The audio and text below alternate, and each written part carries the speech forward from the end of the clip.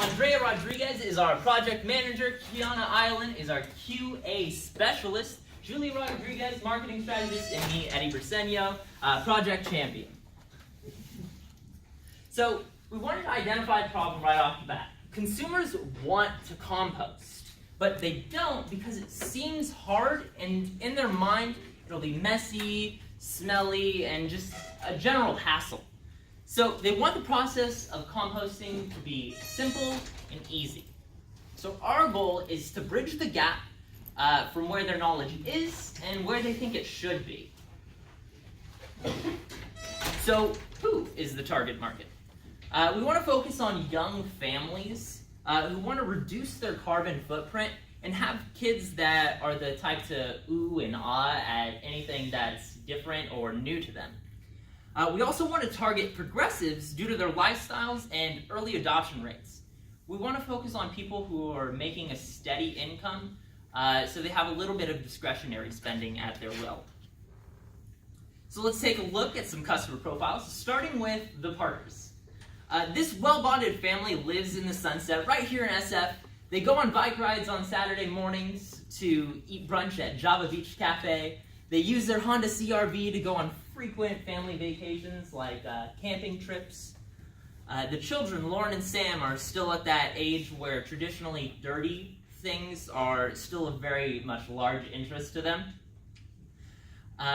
which kind of rubs off onto their parents because, you know, when you're around kids, you kind of have fun with them. They're so interested in everything that's new to them.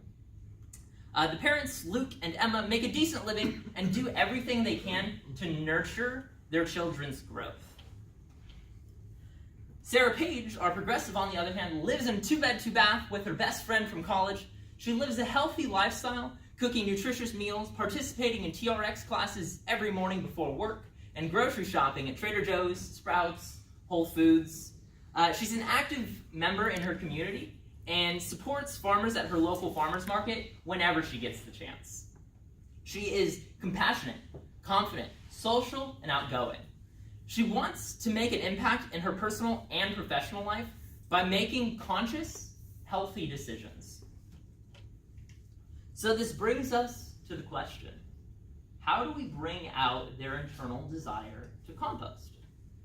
Well, we have to make it easy, convenient, and accessible to them, even if they don't have large outdoor spaces to create compost piles. And that's where DeSpose comes in. DeSpose is the first and only automated in-home composting solution. And I'd love to show you guys how it works with a live demo.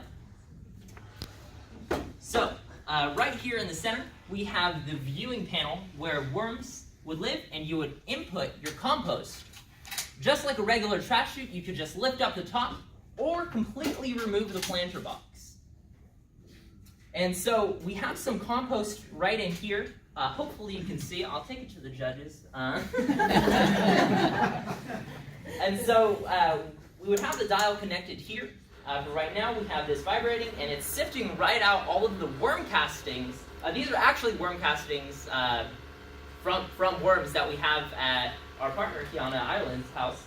And these castings would be able to be removed and put right back into the planter box. An entire ecosystem within this box. And we'll go ahead and put it right back together. And a fun little side note here, we couldn't find a vibrating mechanism, so we had to go to Spencer's and purchase a vibrator, which it works pretty well.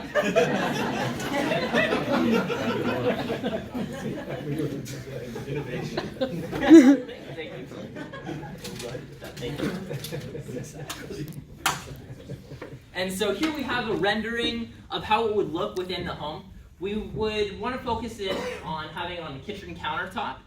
Inconspicuous, so when you see it, you wouldn't really understand what it is unless someone showed you. And some of you may be unfamiliar with what vermicomposting is, so we provided a quick little definition here. The practice of using worms to break down organic material, including food scraps, into rich, fertile soil. And when it comes to competition in this sector, there is no question. DeSpose will be the pioneer market leader for in-home composting. There are many things that set us apart from the alternative solutions. DeSpose is compact, perfectly imagined to fit into the heart of the home the minute it crosses the threshold. DeSpose is purposeful, with an integrated use for the consumer's generated compost.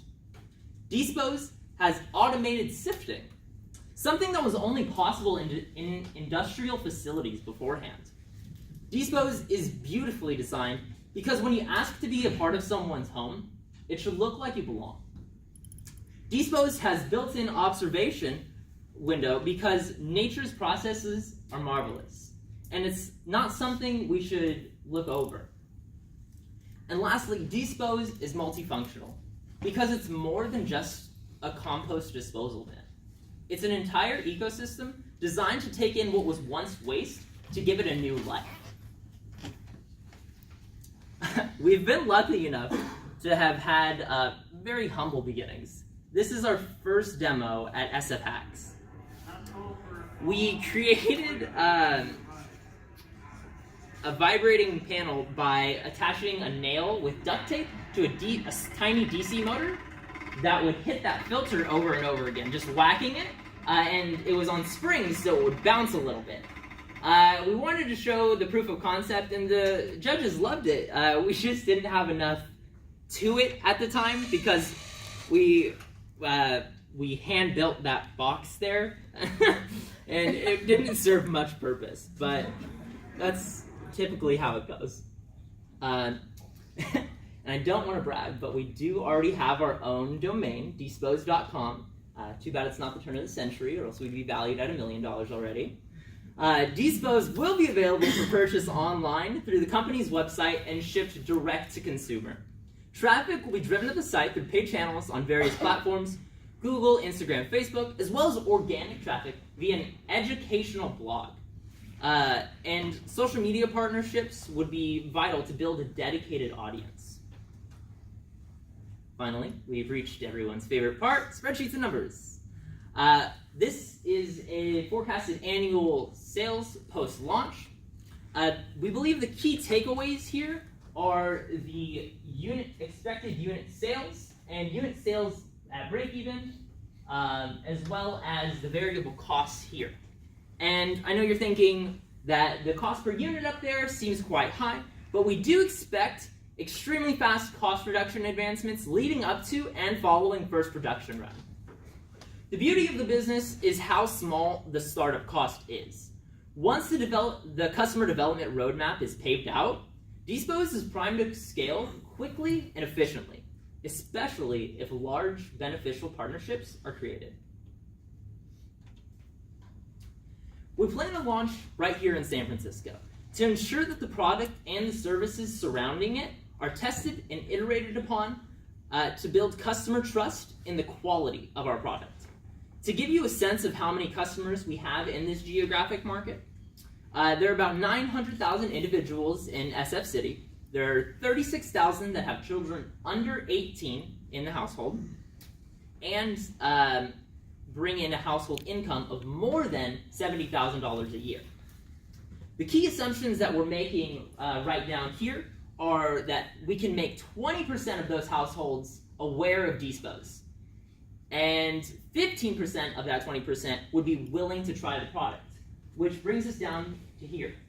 1,091 within San Francisco City that would be interested in purchasing DeSpose, which brings us past our break-even point just with the city. That's not even to include the rest of the Bay Area, which will be clamoring to get in on the launch. That's why we're asking for $500,000 for 20% equity to speed up the product and customer development processes, as well as fund the first production run and increase adoption rate with paid marketing. DeSpose, composting made easy. Any questions?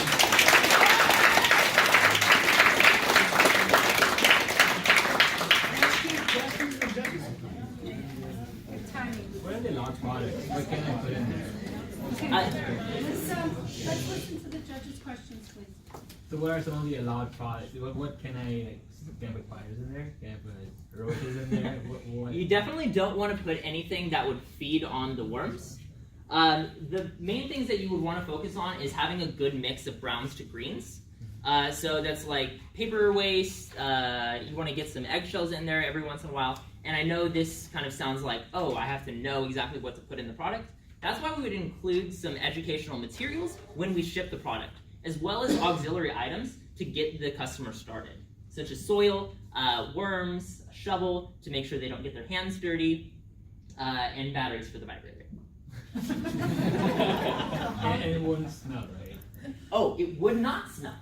I can actually show you here. If you take a smell, it just smells like dirt. I mean, it just smells like really fresh earth. It is worm poop. Yeah. Don't stick your nose in it, but it smells like fresh earth. So how long will the decompose take, this process? So the decomposition process depends on the ratio of worms to organic matter. We've been testing with 1 pound and 50 worms. Takes about 2 weeks. About 2 weeks, yeah. And then How about if we have a lot of garbage? Oh yeah. So in the future, we plan to have line extensions for the product to accommodate different customer needs. So what are you shipping for the $70? Oh, it's the cost per the $70 is cost per unit to us. Starting off, it's $149 shipping or to customer, and we're including the box. This whole set here, shovel, 500 worms, soil, enough to fill to the fill line, newspaper beddings, and educational materials, like pamphlets and brochures. And it's that size?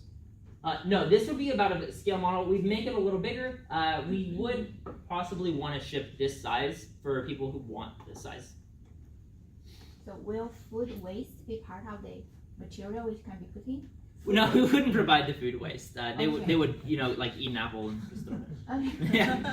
So only like those paper things? No. So you can do food. Food. Food. That's Food. something to put in, right? Yeah. Food, and then you want to balance it out with like paper and eggshells. Okay. So apple won't smell. You're saying apple will dry out and will just get. Yeah, it won't smell. The reason why is because what causes the smelling process is rotting. And when the worms eat it before it rots, it doesn't have that rotting smell. How do you prevent over-fertilizing something? Like, how would I know that I've over-fertilized this plant, or I should not be putting too much fertilizer in there, or So yeah, we would have a fill line marked in the top, and so we wouldn't want the customer to fill over that fill line. And what we would suggest them to do with the excess compost is to just kind of take it outside to whatever plant they feel needs a little love.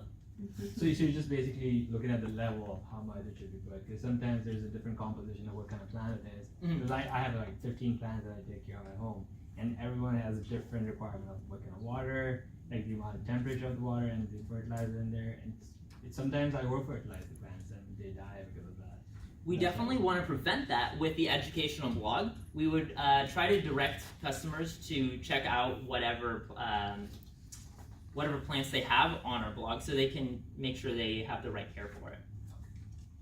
So I think your business plan, you said you're trying to sell 1,000 of these boxes. So how do you go scale up? Like, how do you go build 1,000 boxes and raise like 50,000 worms? So we would make partnerships with a lot of the local farms. Believe it or not, there are a lot of companies, really small scale farms that are selling worms. They just don't have the right technical infrastructure, like a good website, to make that feasible for them though. So we would try to develop one of those partnerships with one of those small farms, and then if we wanted to include more, we could talk to more. Okay. Second question is, I think you were offering your company $500,000 for 20% equity, I guess. Yes. Why is your company worth $2.5 million right now? So as you saw, I understand it. It's a bit of a bold ask. So what we have is the plan here to go forward, and with the help of an investor, we can make sure that the product is scaled within the next year. So when you think $500,000 and we're going to multiple cities, say 3 markets next year. So that's all profit past the break-even point. And so within 2 years, you've probably already made your money back.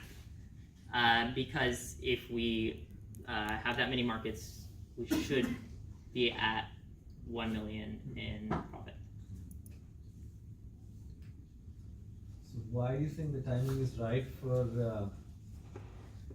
so it seems the process is once the family, of this case 4, consumes food, Mhm.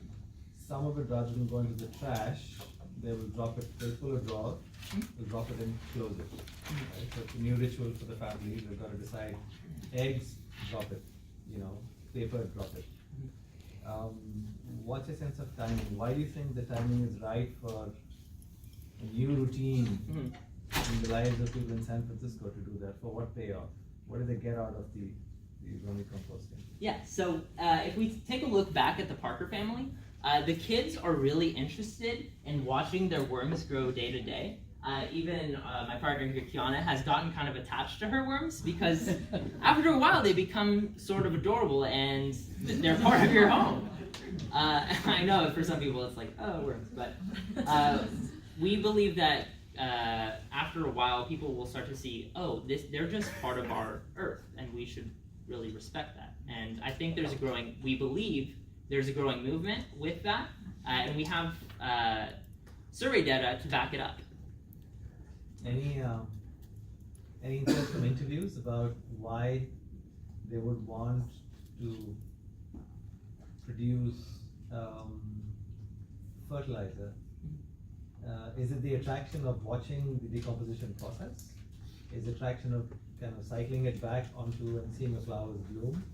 What's the core attraction for the work that you put in? We did do some in-depth interviews at elementary schools within the area, and a lot of the kids have really different answers. They actually gave us the idea for the viewing panel. We didn't even think of that.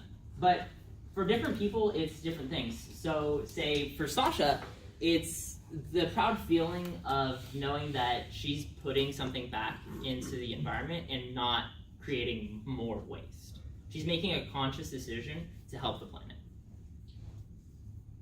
2 quick questions.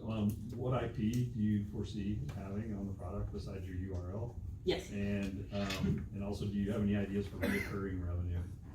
Yes.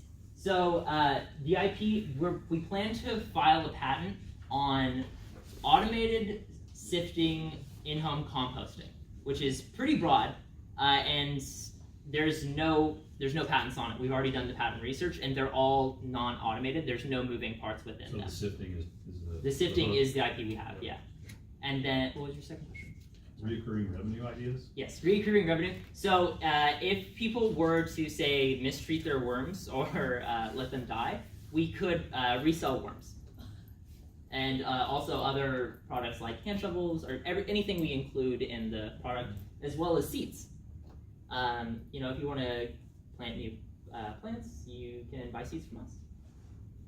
So why do you target the family with the income between 70,000 to 120,000? Because I think this is still a pricey product. And why didn't you target like higher income? Oh, you have plus there. Yeah, we do have plus. I know it kind of skips over. I'm sorry. But yeah, it's 70 to 120,000 plus because we believe that's the market that has the psychographics to care about this. So However, if they do make more, they could buy sell products still. And there might be another group of people like the retirement couples. They kind of have the time to like take care of the things. Mm-hmm. It seems a little bit like hassle for me to do those things. Yeah. Mm-hmm. So in terms of the income, I think that the other is like you want to check how much time people have. Yeah, we do think that there's going to be a lot more interest generated than just in these target markets. However, this is what we really want to focus on and build for, or who we want to focus on and build for. We did some research on just like income levels and how much time, and then we noticed like a trend that people who make more money generally have more time on their hands. Okay, to take thank on you projects. very much, team. Thank you.